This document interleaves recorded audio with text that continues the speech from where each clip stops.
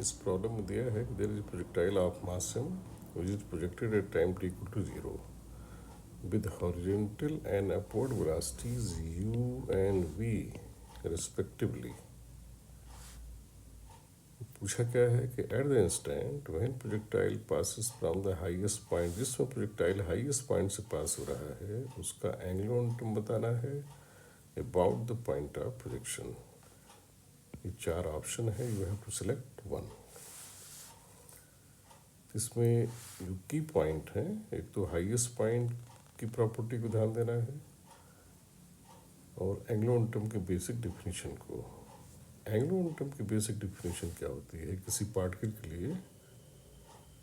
That is momentum vector का magnitude multiplied by perpendicular drawn on the momentum vector.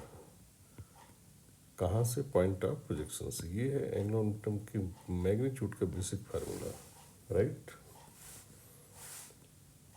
या और vector form में देखें, वैसे उसकी ज़रूरत नहीं है यहाँ. तो R vector cross P vector, ये तभी यूज़ करना चाहिए जब वेक्टर में सारी चीज़ें दी गई. अदरवाइज न्यूमेरिकल वैल्यू के लिए जो अप्रोच ये बताया मैंने, दैट इज इजीएस्ट वन. कि मोमेंटम वेक्टर को रियलाइज करें, उसका मैग्नीट्यूड लिखें, उस मोमेंटम वेक्टर पर परपेंडिकुलर ड्रॉप करें. कहाँ से? पॉइंट ऑफ प्रोजेक्शन से. तो हाईएस्ट पॉइंट मोमेंटम वेक्टर ऐसे होगा.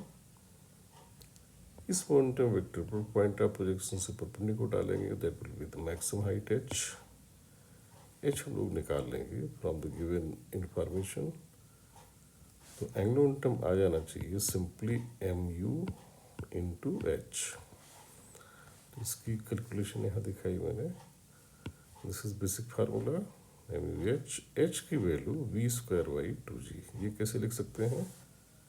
प्रोजेक्टाइल मोशन में मैक्सिमम हाइट होती है यू साइन थीटा का square upon two ji.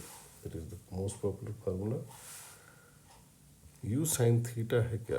This is the initial upward velocity. वो यहाँ वी दे दिया गया है, तो यह आ जाएगा we square by two ji.